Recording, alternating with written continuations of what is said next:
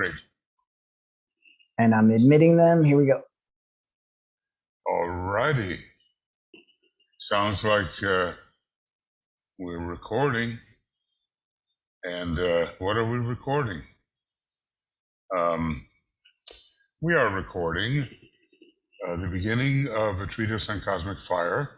And the video, trouble is no voice. That's a little hard to record with no voice, but okay. A treatise on cosmic fire, video commentary number 55, and group program number 51. Well, because I did 4 on my own way back when, okay. Becoming impatient, you know.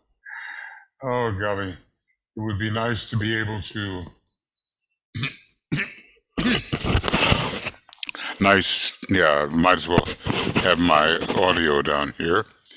It would be nice to be able to do something here, yes, to get through the whole book. That's what it would be nice to be able to do. But of course, I have to be realistic, and this means making choices. And when you make choices, you have to eliminate something. And for us second-ray, overly inclusive types, eliminating anything is a problem. Well, it's the difference between Saturn and Jupiter. But Saturn is, after all, the planet of discipleship, and it forces you to seize your opportunities. And it presents you with opportunities that at first don't look like opportunities. They look a bit demanding. They look very harrowing sometimes. They look as if we cannot quite measure up to them. But then, in the long run, if we can clear the decks karmically, then they turn out to be, after all, opportunities. And Jupiter gives you, unfortunately, enough rope to hang yourself with, you know. Seems to be very liberal planet. Try this, try this. All doors are open until maybe you discover you can't go through all doors at the same time. Or maybe there are those who can. Now, you know, here you are, here we are. I just want to say that Michael and Joe are keeping me on track, which sometimes is not an easy thing to do. Now I've got it. Okay. I saw a name that I had problems with for a few days, and now there it is. So maybe I know what's going on. Maybe. So hi, Anne, and welcome, and Astra, welcome to you. Catherine from Old Standing and in Australia. Ava Medici, hi Ava, and Jordina Sprague, or I think it's going to be Sprague. Welcome. And Greg, okay, maybe you're new to the process, I don't know, but welcome Greg and Joan, hi, and Karen, welcome to you, and Lori, our very avid astrologer, and Martine Dupont, welcome Martine, and Risto from Finland, welcome, and Tia, at the hub of it all, huh, Tia, where things are happening around the capital very shortly. And let's see, got a couple of more here. Oh, and Zanaidi, hi, and Vivian. It's always good to have more booty, I must say. And welcome, Vivian. And welcome, Zenaidi. Excuse my voice, I'm a little, I don't know. It's just, some days you just can't get into certain programs that you know you can get into, and then it becomes demanding on you psychologically, and it goes to your voice and all the rest of it. So, but anyway, we are more or less on page 81. Now, I just want to point out that these are, gosh, that's interesting.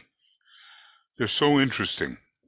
I have been very, well, as much as I could be, because some of these things were written 15 years ago, but I still knew a little. And I've been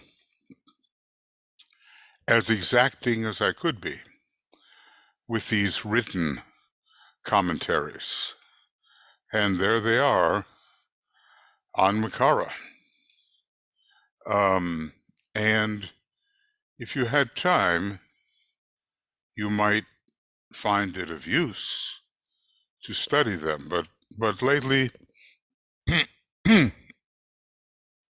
my method is to kind of just talk about things, cross-reference things, let things come to my memory, and share them with you. And if in the linking of this with that and that with this, there flashes forth a bit of light, then I'm very happy about that.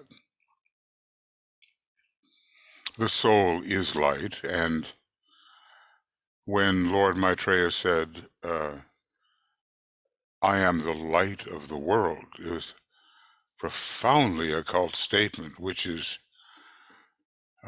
interpreted in such a narrow way right now. And Hermes Trismegistus, thrice great Hermes, who knows exactly when he lived. There have been replicas of him coming down the ages. He said the same, I am the light of the world. And the Buddha we know is the, for us right now, the Lord of Light and the Lord of Wisdom, both. And, well, the Christ has not had to say, I am the love of the world. It's just obvious. He's head of the spiritual hierarchy. And his name, at least the, I guess who he was in India in Upanishadic times, from the Upanishads, means loving kindness. Every once in a while you run into this character called Maitreyi. You don't know if it's a man or a woman. Possibly a woman, it may be. But the name means loving kindness. And he has become the great exemplar of loving kindness. And just think what you can accomplish, any of us can, with loving understanding, maybe too rarely called forth in our lives. Apologies. As the mind, as it is in Christ. We really have to practice that, you know. A lot of students in the Bailey work, my opinion only, they don't have trouble with imagining themselves as the light of the world. But if you talk to them about being the love of the world, then it's not quite so easy. And now on top of it, the curriculum of divine will has slipped into the whole picture with antikarana building. And so we are responsible, in a way, of absorbing some of the will of the planetary logos. And one day, we will be able to say, I am the will of the world. I am the divine will. Not yet.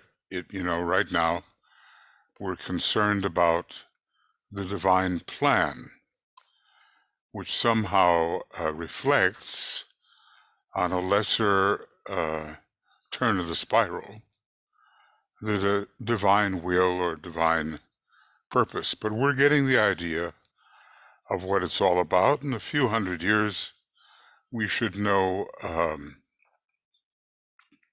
a lot about it compared to what we know right now.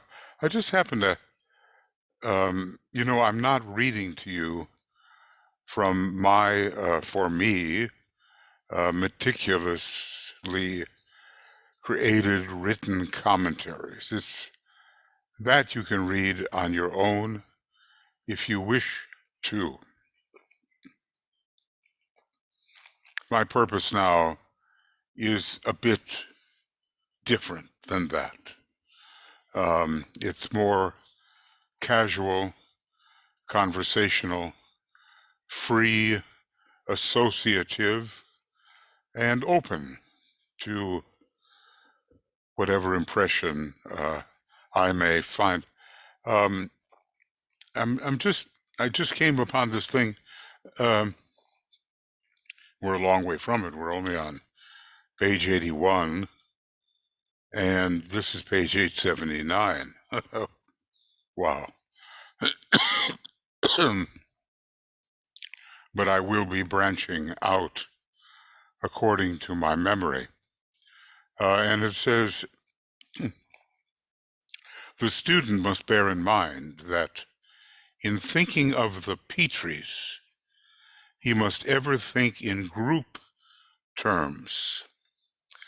The Pitris who form the egoic body of a human being do not, now look at this important statement, because you say, well, X, Y, or Z is on this path, so all alone they're going to do something. Well, this is not the case with even the Pitris or solar angels. The Pitris who form the egoic body of the human being do not, alone and isolated, form planetary logoi, because they can be on that path of forming planetary logoi.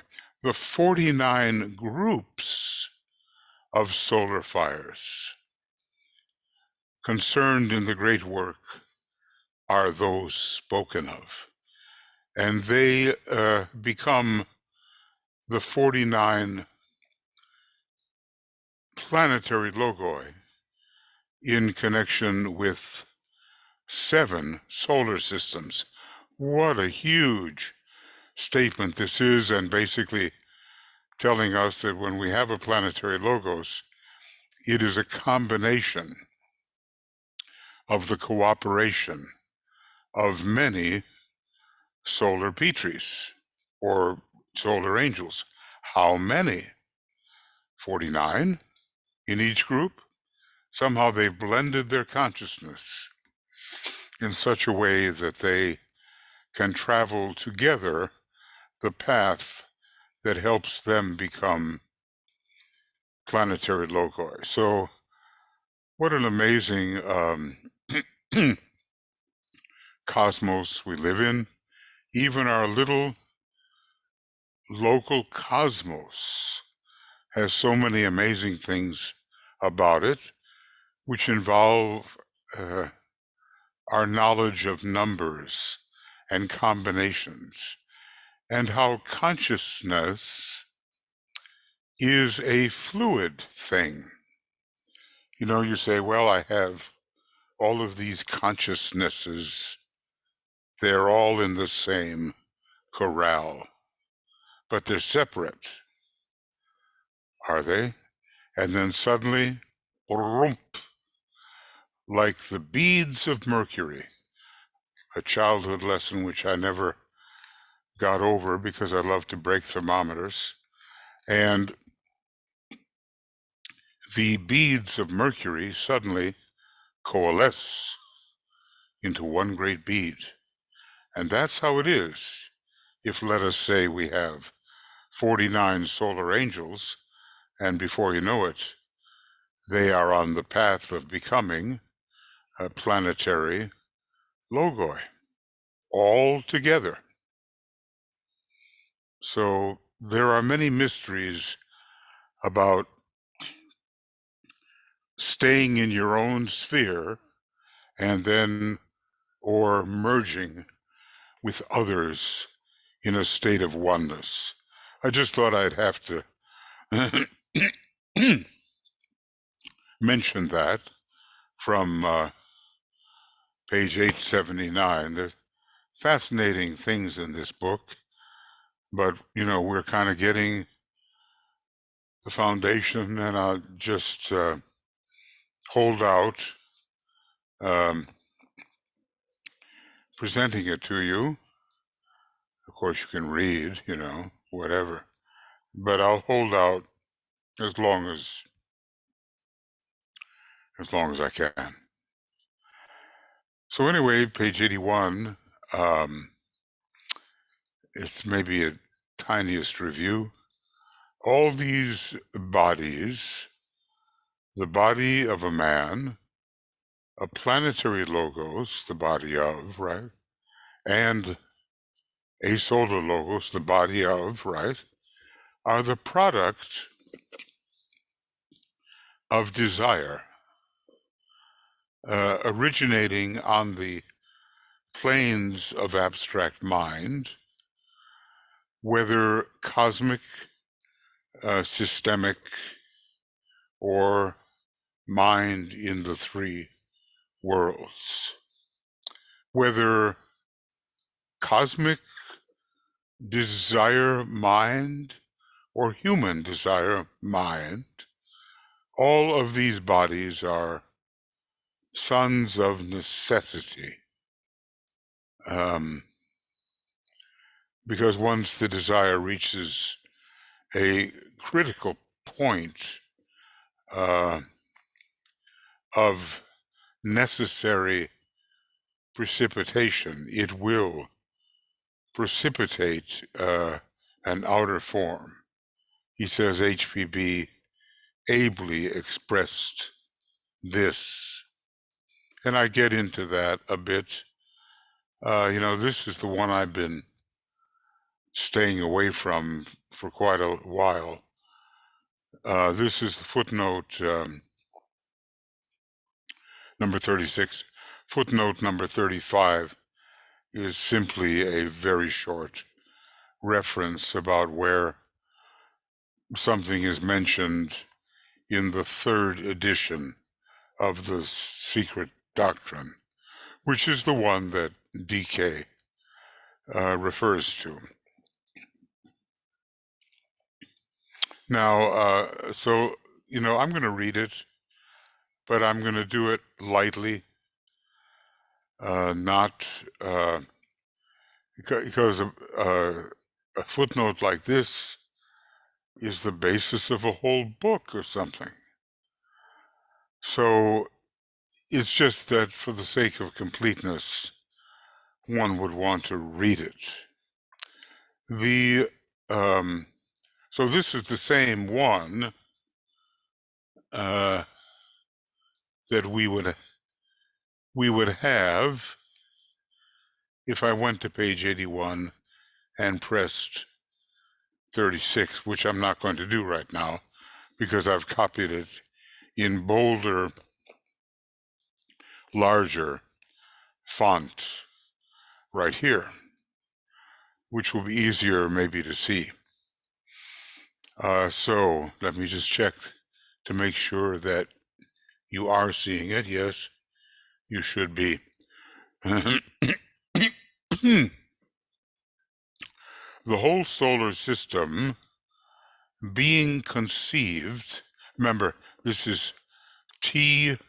Suba-ro writing, I think some thoughts on the Gita, and he was an associate in a way of HPB and of equal rank to HPB. They were both arhats, and HPB is now a master, and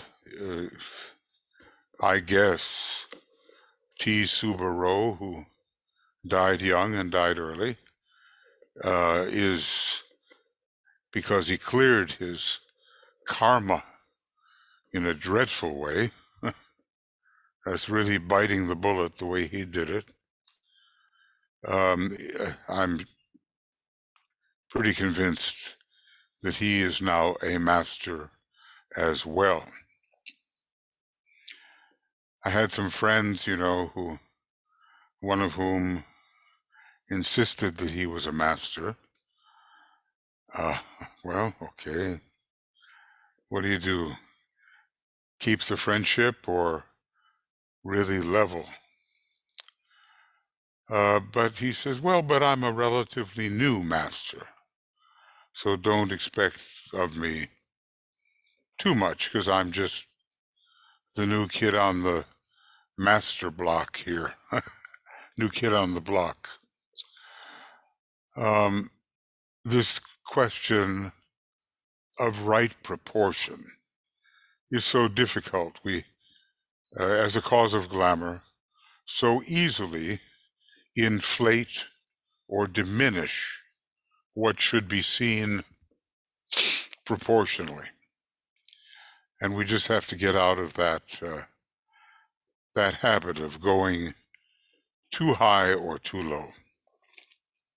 So anyway, this whole solar system being conceived as one vast mechanism, kind of interesting, may I say, because the mechanistic view of the solar system did kind of fade out as quantum mechanics was increasingly validated, but it has its mechanical side as well. One vast mechanism, says T. Suba-ro, with an exquisite adjustment of its parts in all major details. Well, maybe, as I said here, maybe not the minor details, but in terms of what's going on different planets, if they are major occurrences, there's this exquisite adjustment with the orbits and the rotational cycles and the wobble of the axes of various planets oriented in different ways. So all the major details is only the physical expression of Vishnu. Now, Vishnu is, as you know, the great second-ray deity who is equivalent to Surya. They are major gods on the second ray. They are actually two names for one deity.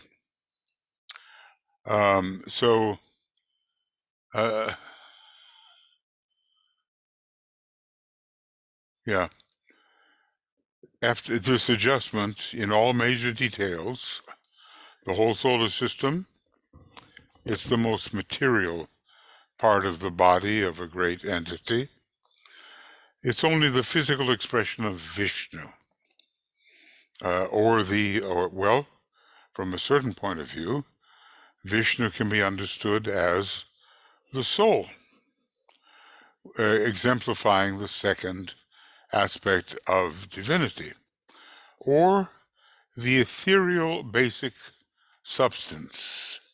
Now, now we can take Vishnu up higher, Surya up higher, to the second plane, which is the plane of that sounding ether we call Akasha. Or the etheric basic substance, as we may understand the world for the present. And T. Subaru is hinting that we'll understand a lot more.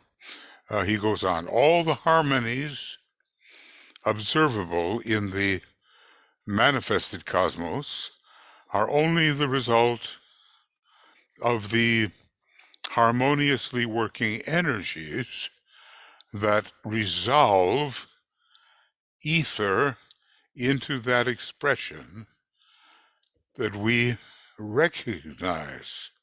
In other words,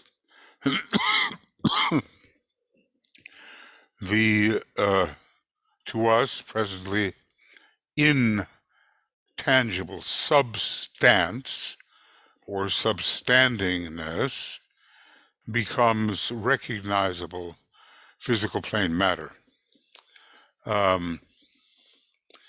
And I make a comment here about Buddhi and the etheric planes, because they're closely related to the number 4.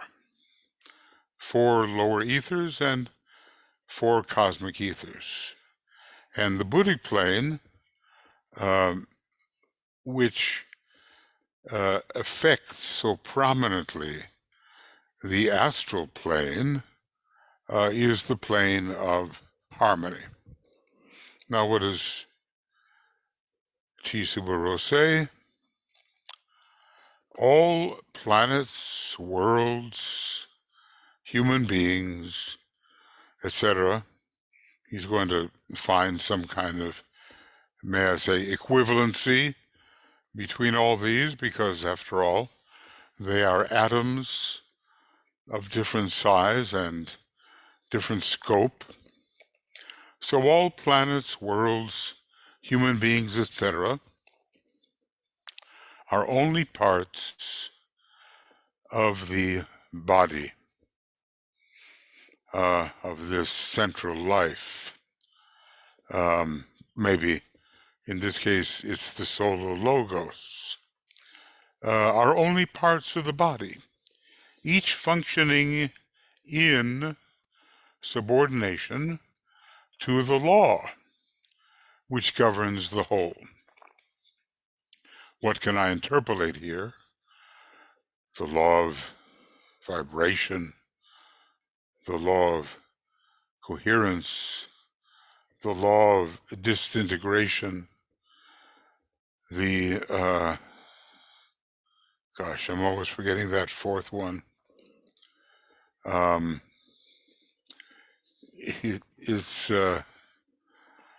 It has something to do with the solar angels. Maybe it's magnetic control or something like that. Then number 5, law of fixation. And number 6, I do a good job forgetting. They must be too close to home. And the law of sacrifice and death, number 7. But we can look up the systemic laws. So every part of the body functions in a state of subordination to the law which governs the whole. Now, I'm a little dogged when it comes to finding or rediscovering things that I should never have forgotten. And here we have law of fixation. Actually, Michael Stacy would be a good one to consult. Well, here it is. Yeah, it is magnetic control. Has to do with the, oh, better show you. Does have to do with the relationship of the solar angel to the outer human being, and then fixation. Ah, yeah, the law of love, wouldn't you know it? That would be the one that I would forget. Anyway, that's the sixth law of the solar system, and then the law of sacrifice and death, probably because to go out onto the outer plane for an incarnation is both sacrifice and the death to the kind of consciousness that you had when you were freer on the inner planes. So there we are, page 6 of, well, looks like a treatise on cosmic fire, the very book we're dealing with right now. So you see how easy it may be to forget important things.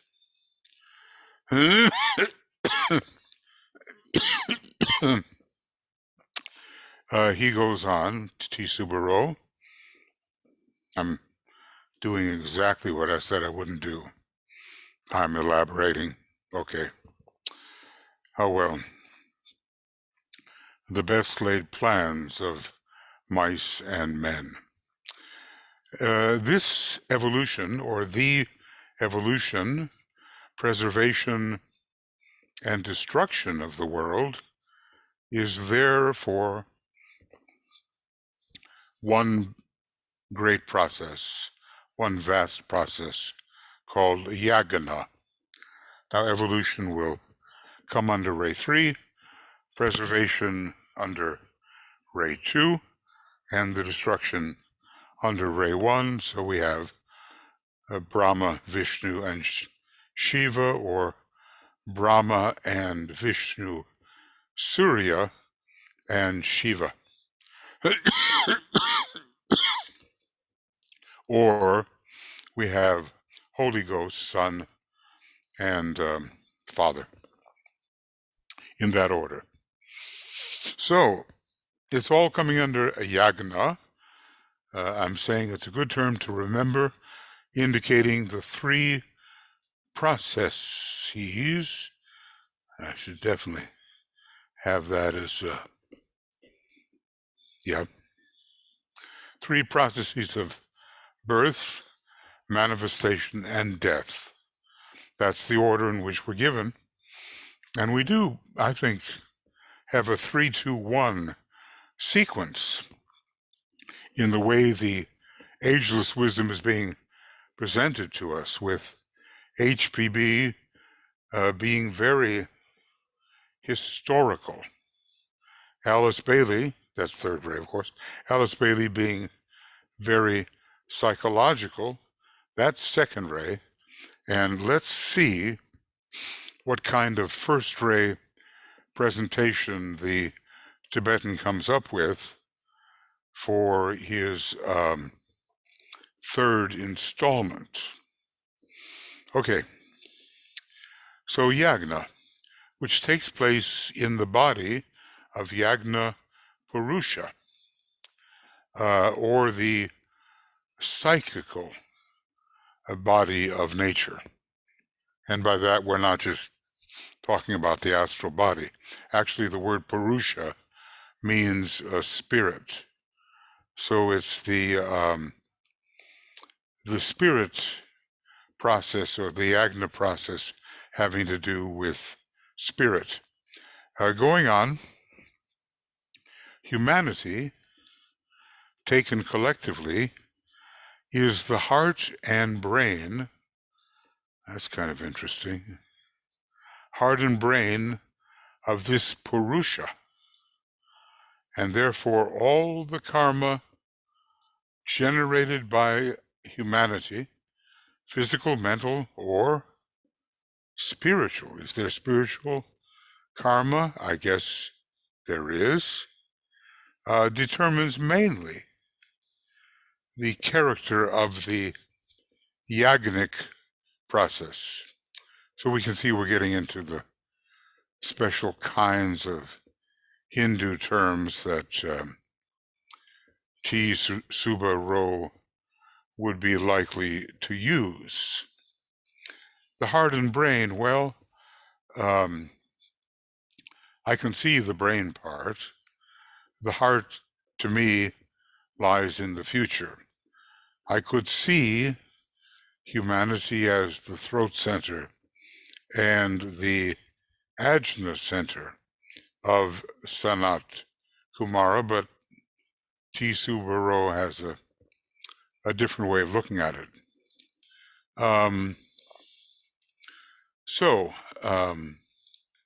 All this karma determines mainly the characteristic of the yagnic process. Now we're going to see yagna basically means yoga. So what do we have here? That humanity has been given other assignments, yes, in the DK teaching. Okay. Well, we don't expect two great teachers, of course, Master DK being in this case the superior teacher because he is a master with even more experience than HPB or T. Subaro, but these other two are very experienced. Sri Krishna, who, remember, is an earlier incarnation of the Christ, of Lord Maitreya. Sri Krishna therefore calls the process the yagnic life that he has been giving out to Arjuna as yoga. Well, in the Bhagavad Gita, which is one of the books, the Tibetan says, that should be in your hand. That should be in your possession. Along with the New Testament and the Light of the Soul and the Viveka Kudamani, just a very few books, but they should be really your constant companion. So the Bhagavad Gita, the Song Celestial, as it is called, should be in your close possession.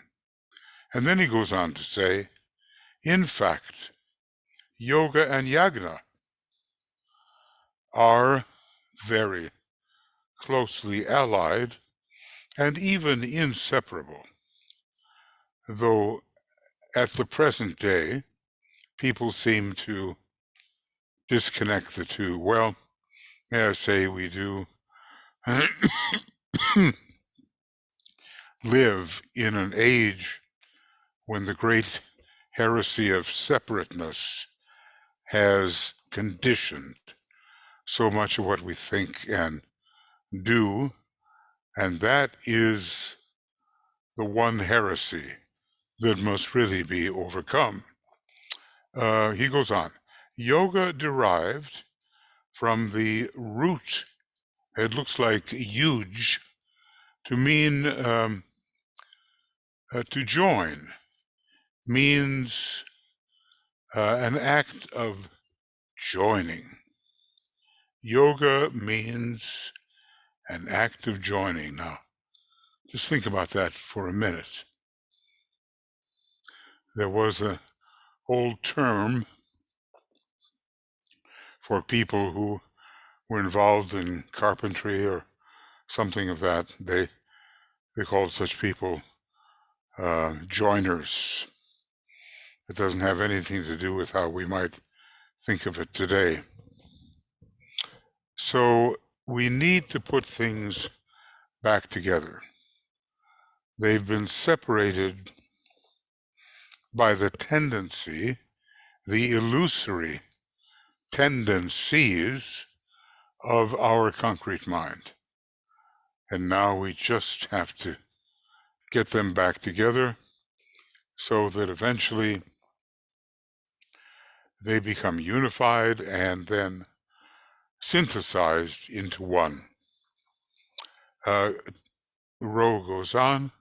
Now, as the heart is the great center in man, likewise the yogi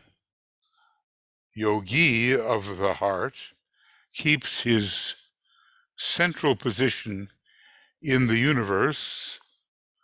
Well, it's a pretty big slice, but okay. His central position in the universe, and hence his individuality. And what I've said here is that heart is connected with Leo, and these terms are inseparable. Heart, Leo, individuality. They are all inseparable. Now, we can be most particular. I'm so sorry about that. When people start to use the word universe in an inflated way, you just have to be watchful. It's like someone using the word infinite to indicate a very large number. But infinite is way, way beyond and different from a very large number. So, just be sensitive to language. He goes on. The individuality, or the higher manas, which I suppose would be the causal body, egoic lotus, being the pivot of the human constitution, or the center of which two hemispheres, on which two hemispheres of higher and lower existence turn, as I've already said. Well, the heart is the egoic lotus causal body, the heart center of the monad. And it is the pivot between the two, the external personal man and the Purusha, the very high monadic man, spirit man. So he's already said, heart is the pivot. The yogi of the heart has a heavenly dome above and earthly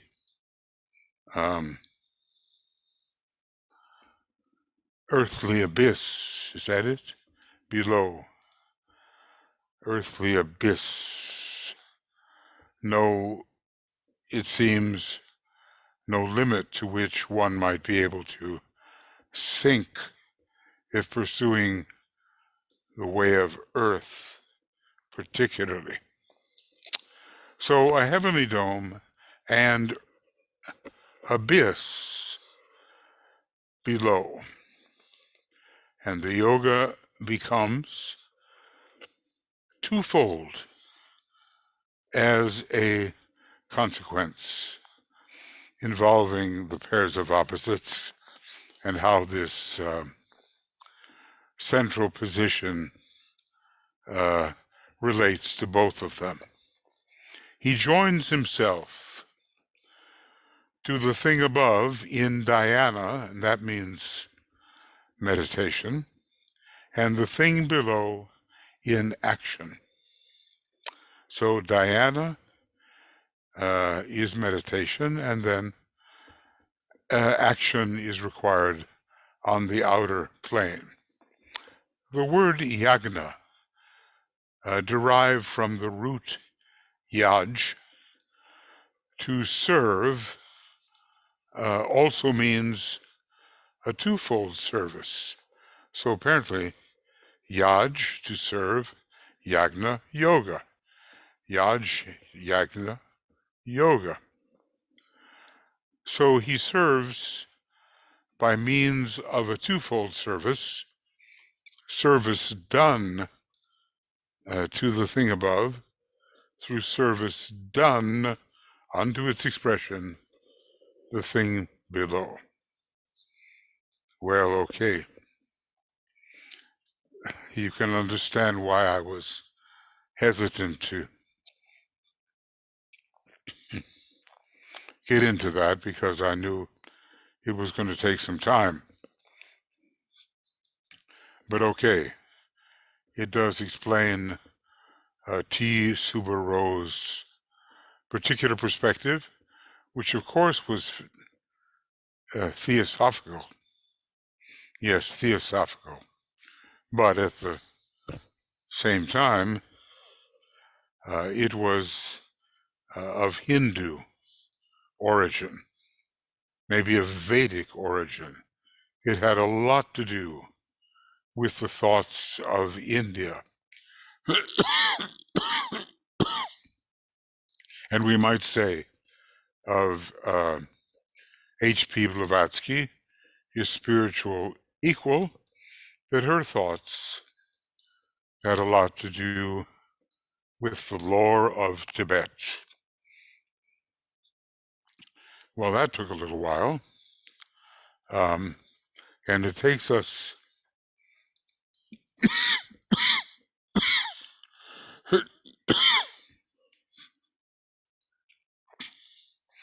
what does it take us to? It takes us to the 8 statements. Now, maybe we can do a little bit regarding these 8 statements. So, it says here, it is with the etheric bodies of all we are dealing. So it's a step up, isn't it? From body consciousness. You know, you look at TV and it seems to be all it is body. Maybe it's emotions in the drama, but then in comes the commercial, and it's all about bodily satisfaction. And that, of course, is where we are as a human race. Very body conscious, outer body. It is with the etheric body of all we are dealing, and with their bodies, and with their vivification by prana. And here are these different forms of vivification, whether cosmic, prana, solar, prana, planetary, or human. And maybe we can trace those. But cosmic prana is already found in relationship to the 4 higher subplanes of our cosmic physical plane. Of course, the origin is something other than Buddhic, Atmic, Monadic, Logoic. The origin is something greater. Solar prana we are familiar with, or we think we are. Planetary prana is has to be described. I think it operates differently through the pores of the skin, and every individual has a certain quantity and flow of human prana, and this human prana is oftentimes used in the healing process when you have the individual healer or a group of human beings who are healers. So here, therefore, says the Tibetan, we can arrive at certain dicta anent the etheric body, which for purposes of clarity of thought or clarity might well be enumerated.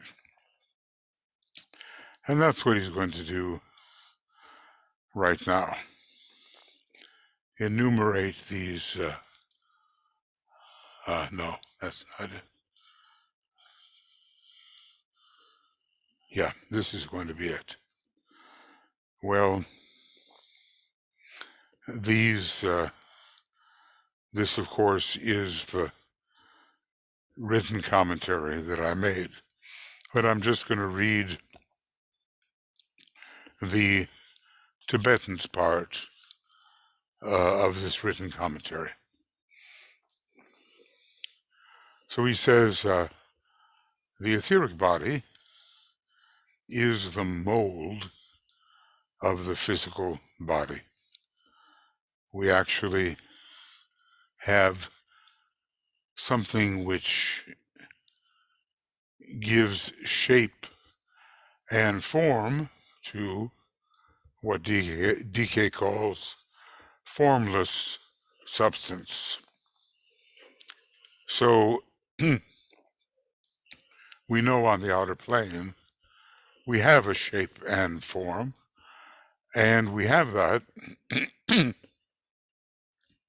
because there is a mold of a higher type of, to us, quite invisible energy.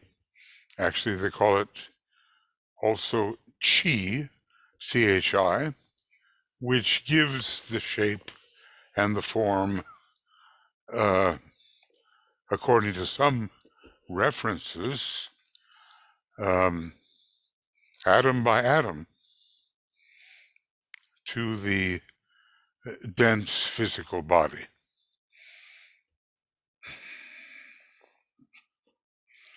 So increasingly, we will have to pay attention to the condition of the ethers to see what's going to precipitate as the etheric, as the physical body, during the gestation period. So much of this molding does take place.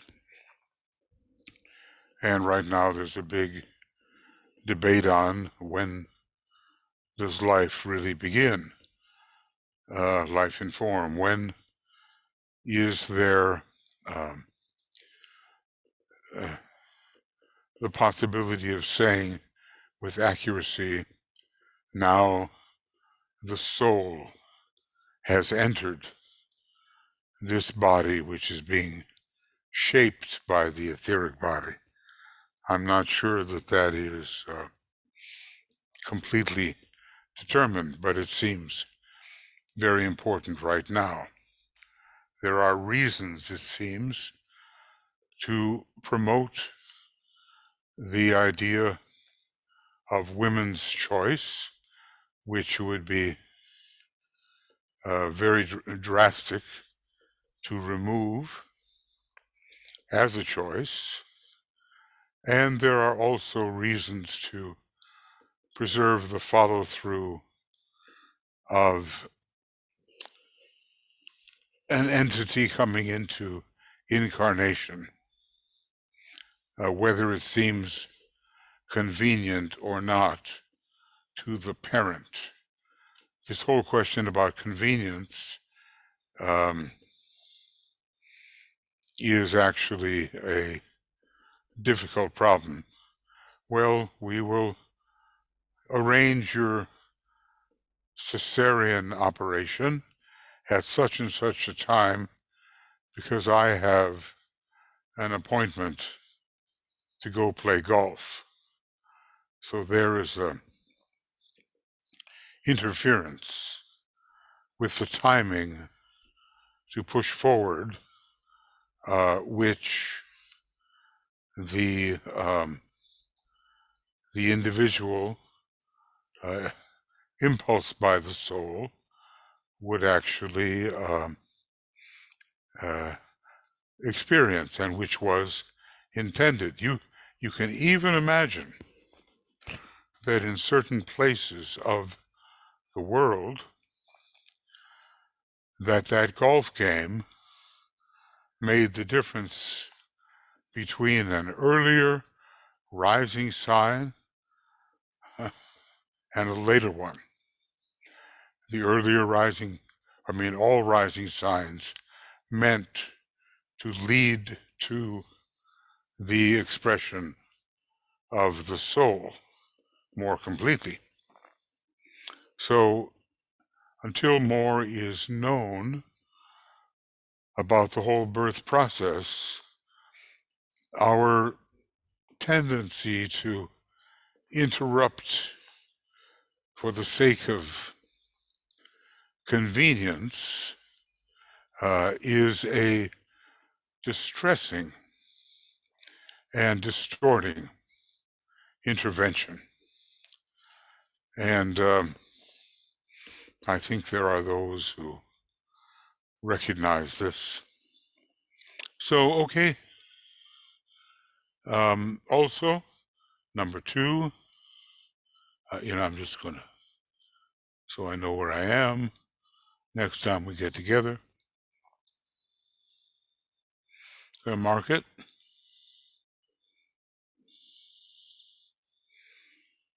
The etheric body is the envelope upon which the dense physical form is built, and whether it is the form of a solar system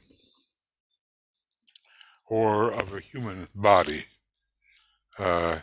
in any one incarnation. Now, when you have the term envelope, it's related to the verb with a similar spelling, envelop, to go around, to contain, to protect. Of course, the etheric body infiltrates every aspect of the dense physical and eventually extends beyond it. But at first we have a kind of archetypal envelope. Did I? Oh my goodness. I'm so sorry. I'm giving you a word that isn't there. All right. Well, maybe what I said has some merit. The etheric body is I was just a little too far from the screen, is the archetype upon which the dense physical form is built. Yes, so there's the idea of the, sometimes put forward, of the atom for atom correspondence. Here I am explaining about the envelope. I guess another few inches forward, and envelope would have changed into archetype, which it is supposed to do. But anyway, how did we find ourselves shaped the way we are on the outer form? How did we find ourselves with certain tendencies towards disease or towards great vitality? What is it that allows miasmas to move into the dense physical body and cause harm? All these things are resident in the etheric body before they reach the dense physical.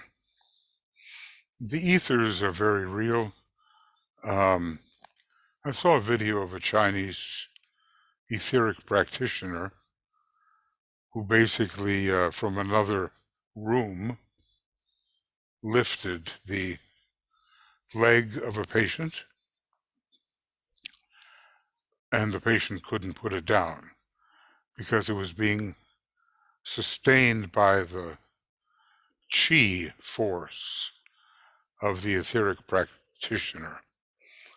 There are also these stories of the master in martial arts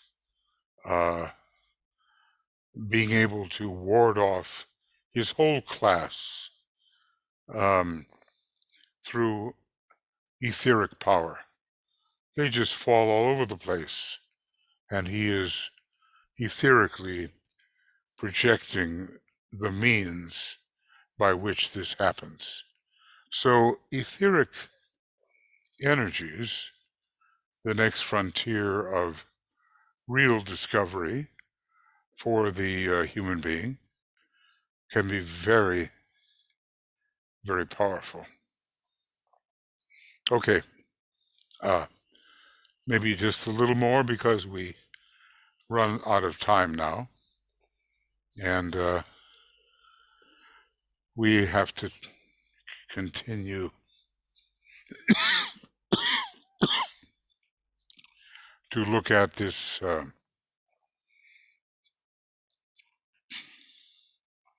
situation in Afghanistan and basically an unacceptable famine situation. Some friend wrote me today and said, it's 14 million people in Afghanistan who are imperiled by the specter of starvation. 14 million. And you know, this person is responsible and from research gathered this figure. And if we start counting Africa and the lower Saharan region and sub-Saharan countries, a lot more people than that. So, you know, we may be going back to those days when it seemed like every year or every other year there was a great famine in India. I'm thinking back in the 40s and 50s of the last century, in which so many people died because there was no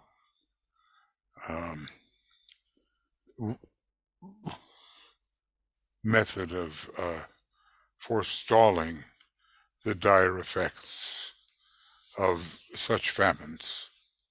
Well, we've learned a lot, and it shouldn't be necessary, or it should not be unavoidable anymore when you have groups like Oxfam and I guess World Hunger, and there's a number of these groups that really, UNICEF, they take it upon themselves to do what they can, but that doesn't relieve us of the internal possibility. Well, that probably belongs in the other webinar, but maybe one day people, as they now claim to be the case, will be living on prana. They won't eat in the usual sense. They will become breatharians or prananarians or whatever you might want to call it. And they will, and there are those who can conveniently do that even today. The police right there. My dear wife has just brought me something to drink because I'm gasping and choking here. Okay. So there are even people today who seem capable of doing that, but a lot more try and fail and die than those, I think, who make it. Okay, the third point, and I think that's as far as we can go for right now. The etheric body is a web or network of fine interlacing channels formed of matter of the four ethers and built into a specific form. Now that we've talked about as the mold, the archetype, but all of these interlacing channels are part of that form. And to a great extent, they reflect the nerves, the nervous system. It forms a focal point for certain radiatory emanations which vivify, stimulate, and produce, and this is interesting, which vivify, stimulate, and produce the rotary action of matter. So rotary action is tied in with the third aspect of divinity, and when we deal with health in general, we say, well, get moving, do something. Don't just sit around. Sitting is the new smoking. You know, we say all these things about the sedentary life. Well, the etheric body endows people of an athletic tendency to move in ways that are more powerful than the ways allotted to other people. So the channels of force are very thin, but they blend, they combine, and they become, according to the paintings commissioned by Leadbeater, they become lines of connection from chakra to chakra. And they have a lot to do, as I say, with what precipitates in the dense physical body as the nervous system. Maybe some are also involved with the blood system, but we do have these channels in the dense physical body carrying the nervous currents and carrying the blood, and the etheric body seems to underlie all that. Well, okay, friends, that's going to be it for the moment. And if I were to go over here, yeah, I would say that,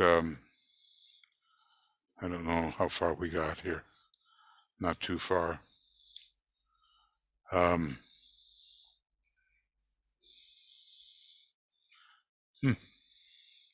that footnote was a time consumer, wasn't it?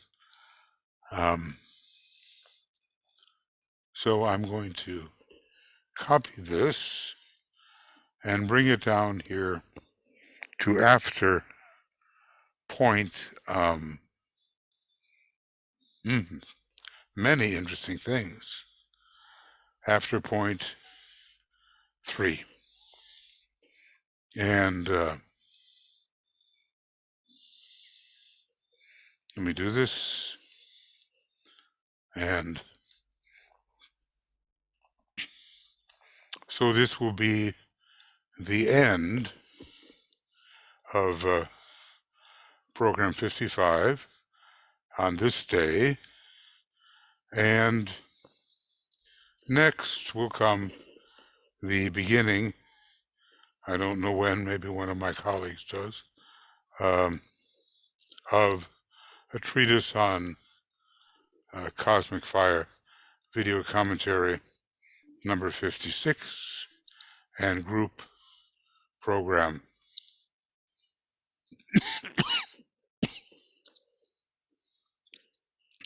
number 52. And Michael? Yeah. Our You got next, it? our next Yeah. one's October 1st. 1 October. That's not too bad. Thank you. Great. Same time, same station.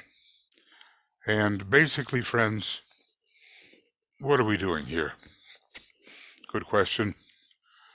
We're looking for to develop the capacity for pure reason. It's part of the spiritual triad. One type of pure reason has to do with very strenuous abstract thought. And that is the part that is on the highest level of the higher mental plane. The other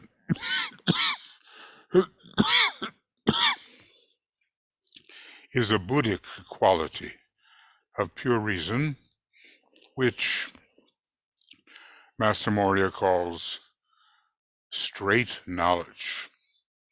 You see it, you get it, and you don't have to think, how does this and that, everything. It happens intuitively.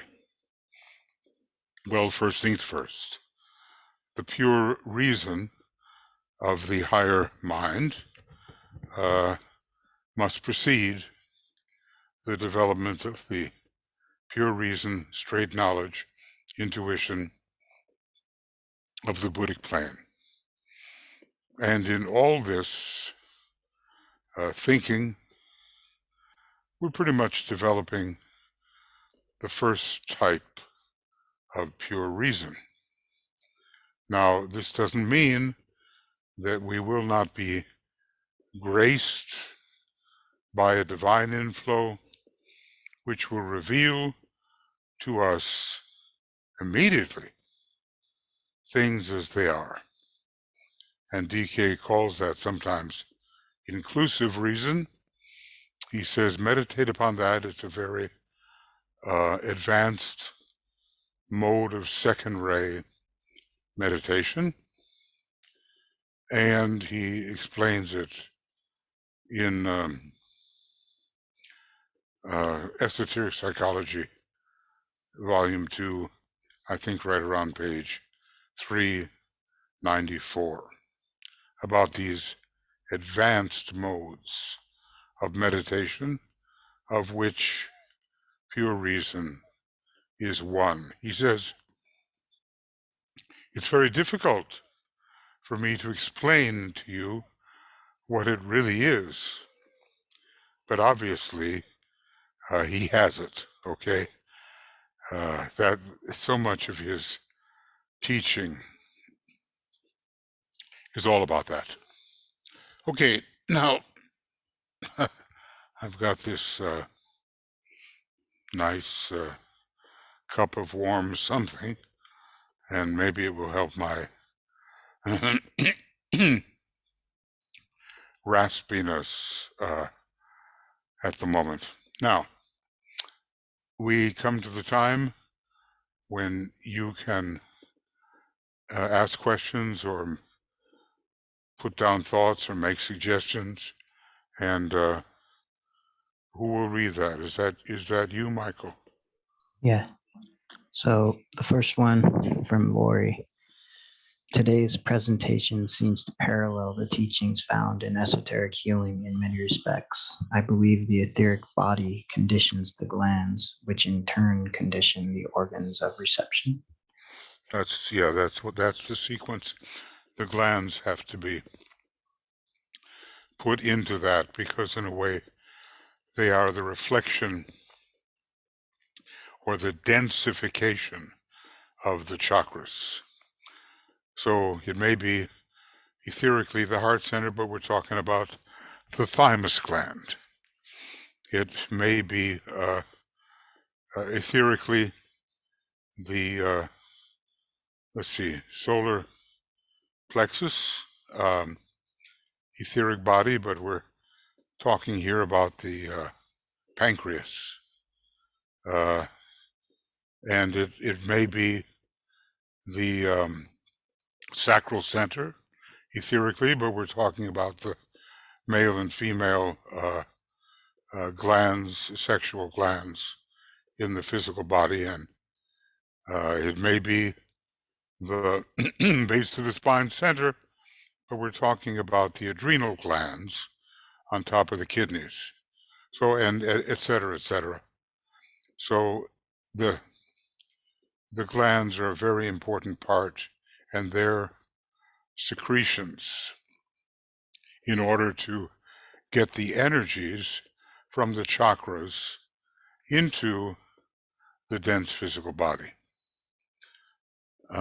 Yeah, it's, esoteric healing is coming, and the Tibetan being one of the 5 initial masters to make an appearance, or he will make an appearance, or to have his ashram strongly represented by someone high.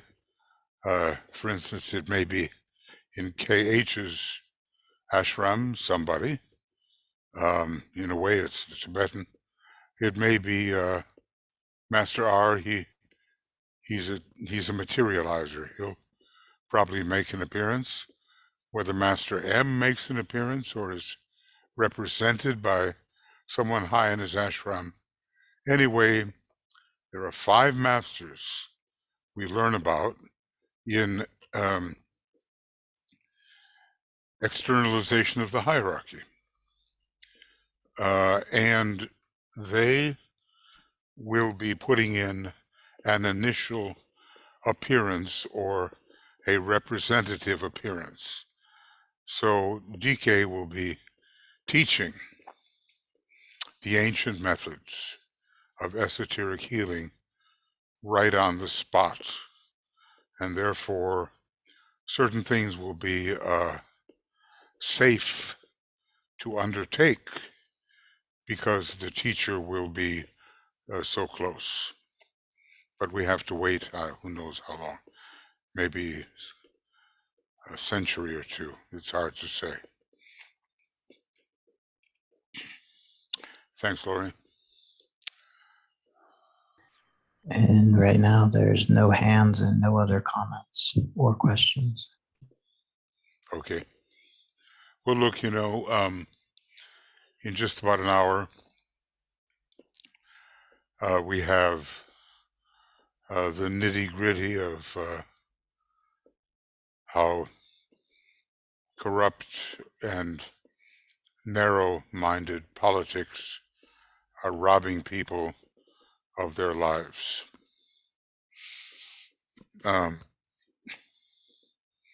It's astonishing how little we may tend to care about others. But you see this with mask mandates. You know, my kid doesn't have to wear a mask, etc., etc. And I just read this heartrending story. Ran into it. Little girl from Texas, preschooler, 4 years old. She picked up COVID somewhere. Nobody's quite sure. And she was dead the next day.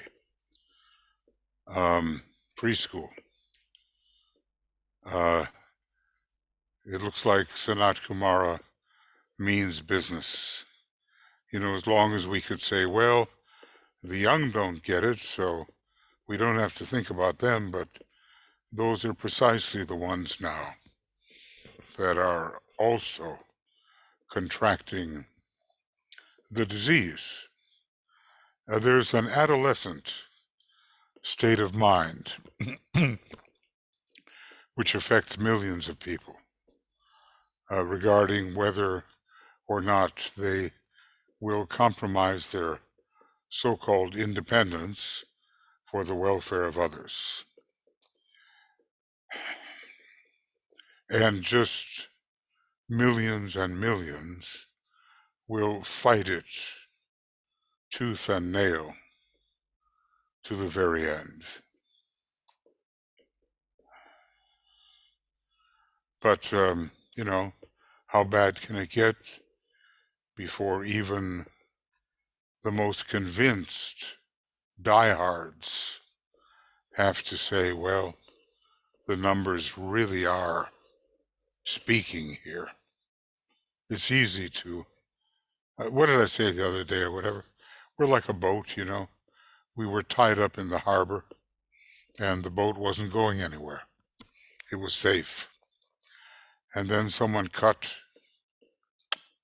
the attachment.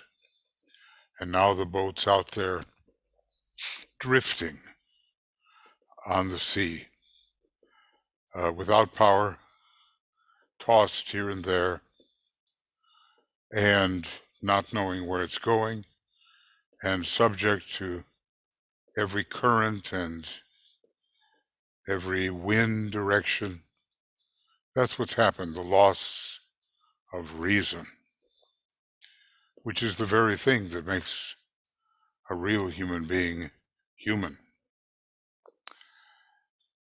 So we're in for quite a ride with respect to the tendency to be adolescent and rebellious. No one's going to tell me what to do. That's in the warped mind of many, what is called independence.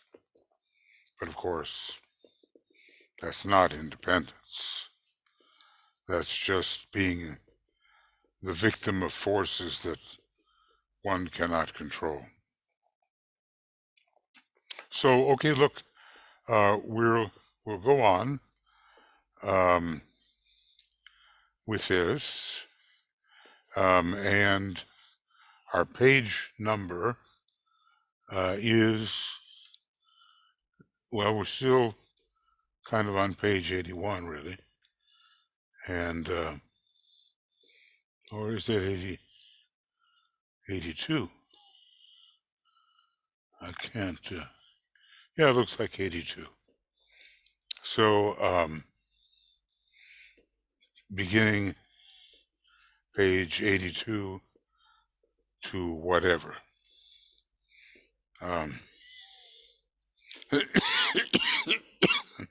Sorry. And this took us, I think, from 81 or so to 82, or was it from page 80?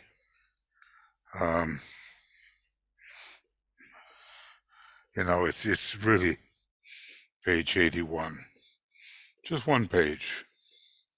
Not very much, it seems, but That's where we are.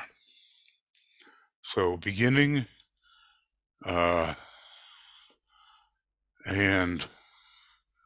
it goes to 80, 81 to 82.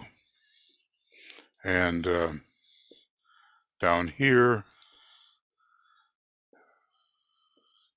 it goes from the same thing, page 81 to 82, and here it goes from 82 to wherever we reach, as we are looking at these 8 statements anent the etheric body. It is the next frontier.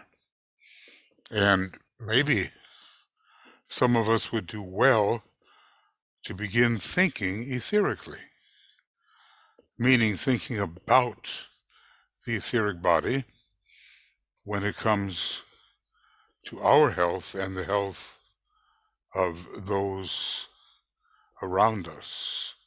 And when thinking about the factor of immunity in these dire times of pandemic disease, the etheric body probably has a whole lot to do with whether or not there is sufficient immunity to ward off the predations of this deadly disease, which seemed to be claiming more and more people, and especially at this time, young people. So, okay, look, Tui and I, who are trying to do many of these programs for you, wish you love and many blessings, and our team, Mikhail and Joe and BL and Michael, Stacy and Bob and others who help us at conference time, we all wish you much absorption and application in service. And I'll be going to the other computer in a little while and trying to get things ready for a short meditation concerning our nightly vigil, or however long it actually is going to go on. How many times per week. We'll have to see, because there are so many things to deal with in this in this time when corruption is at war with the will of the angel of the presence. So thank you for being here, and we'll see at least some of you shortly, maybe in about 50 minutes, 50, something like that. We'll see you then, okay? Bye for now.